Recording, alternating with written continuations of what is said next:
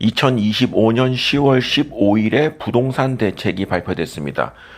이재명 정부 들어서 세 번째 정책이라고 하는데, 서울 전역을 토지 거래 허가 지역으로, 그리고 대출을 거의 못하게 하는 겁니다.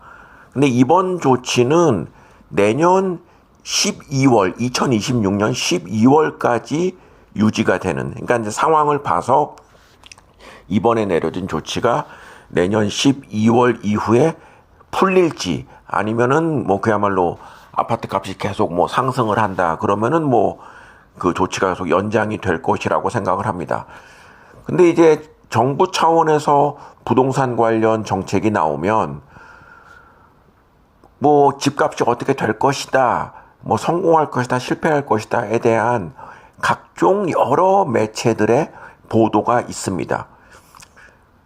예상이라는 거는 어렵습니다. 틀리는 것이 당연하기 때문에 이번 조치로 인해서 지금 발표된 지 겨우 하루 지났는데 이러저러한 예상을 하는 것이 맞다 틀리다라고 언급하는 게 의미가 없다고 생각을 하는데, 그 와중에서도 좀 코미디 같은 일이 벌어지고 있어서 오늘은 좀 그 얘기를 하고 싶습니다. 그러니까 이번 조치가 앞으로 5일 뒤에 본격화된다고 하죠. 10월 20일부터 이제 시행이 된다고 합니다.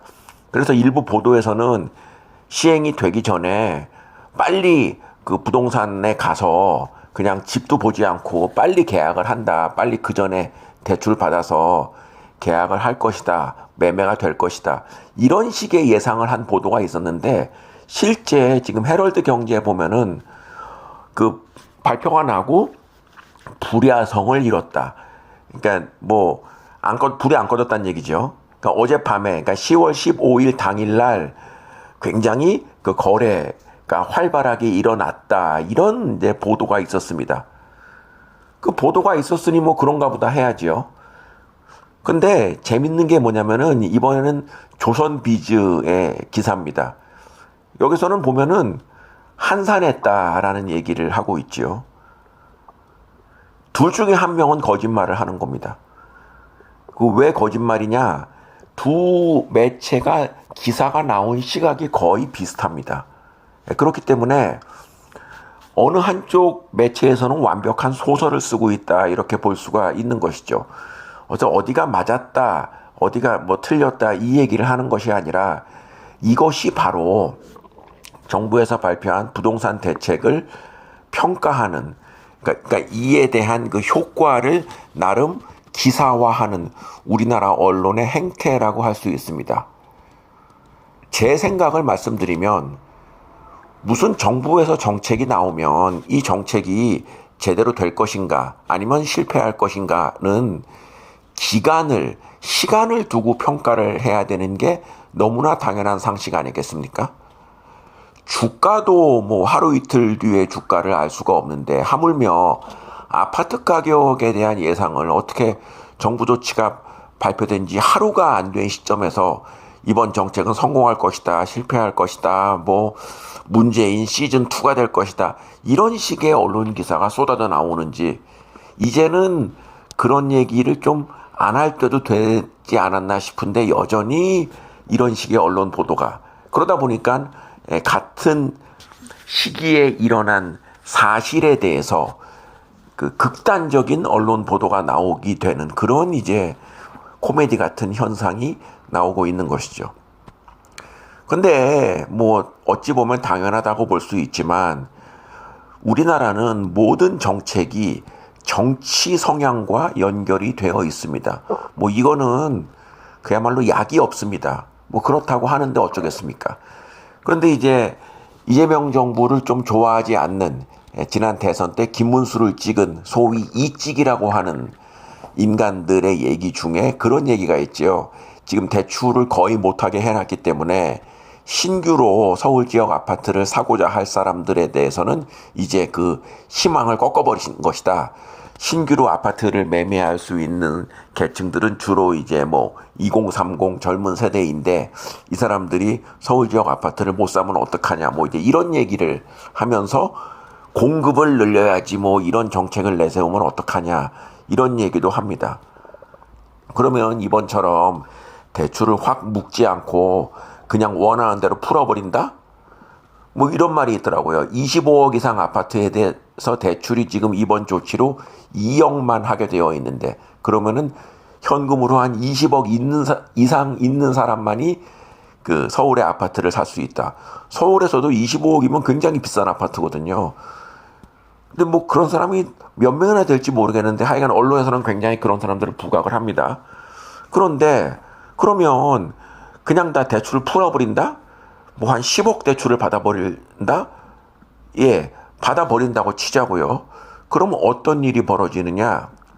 이자, 원금 합해서 평균적으로 그 정확한 금리라든가 상환 기간 등을 감안해 봤을 때 10억 빌리면요, 매월 이자 원금 합해서 못해도 600만 원, 700만 원 정도는 나가야 됩니다. 그러니까 이사를 갔는데 10억을 빌렸어요. 그러면은 매월 600만 원이 나간다? 그러면 생활이 되겠습니까? 뭐 충분히 상환할 수 있는 능력이 있는 훌륭한 사람이다.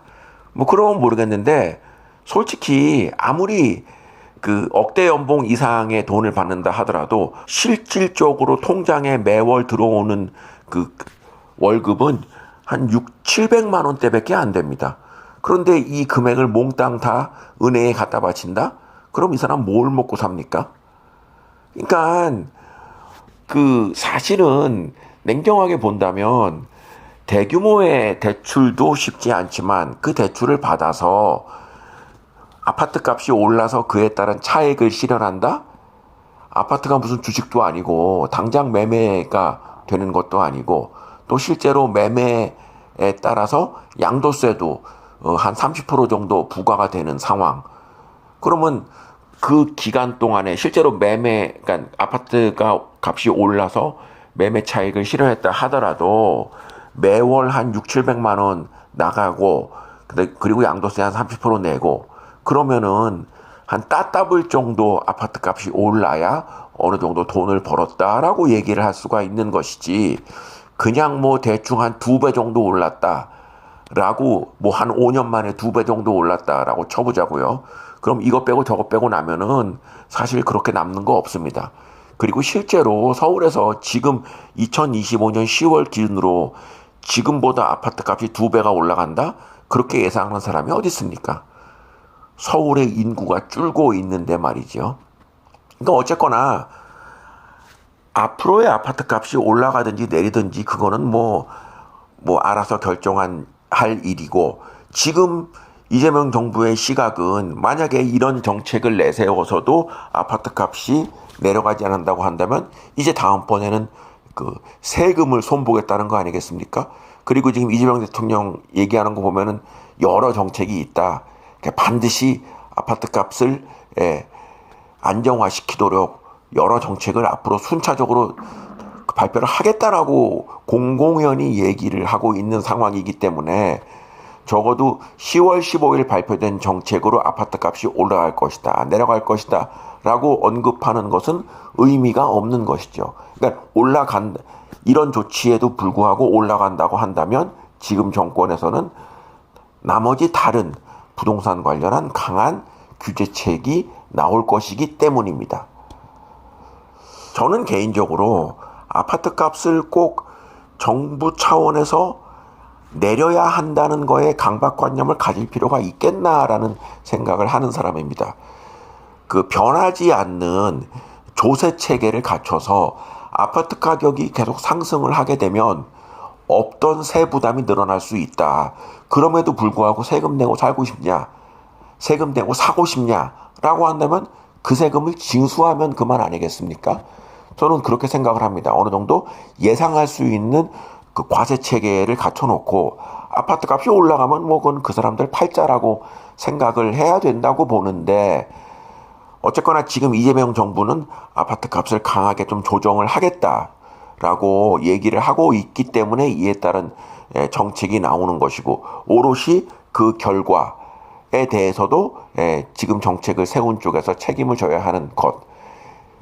이 게 전부 아니겠습니까? 근데 여기에 그렇게 정치적인 해석을 곁들여서 맞지도 않는 얘기를 하는 것, 이거는 상식적이지도 않지만 사실은 지금 정부를 어떻게 하든지 좀 깎아내리려고 하는 그런 좀 불쌍한 사람들의 발악이다, 이렇게 생각을 합니다. 돈 없는 돈 다 쏟아부어서 집을 사는 그런 행태보다 있는 돈 없는 돈 다 쏟아부어서 주식을 사는 행태가 훨씬 더 윤택한 삶을 누리게 될 것이라고 하는 것은 저의 경험에서 말씀드릴 수가 있습니다. 우리나라 모든 사람들이 아파트를 산 뒤에 우리나라의 변화와 우리나라 모든 사람들이 주식을 산 다음에 느낄 수 있는 우리나라의 변화, 후자가 훨씬 더 긍정적이라는 사실을 강조해서 말씀을 드립니다.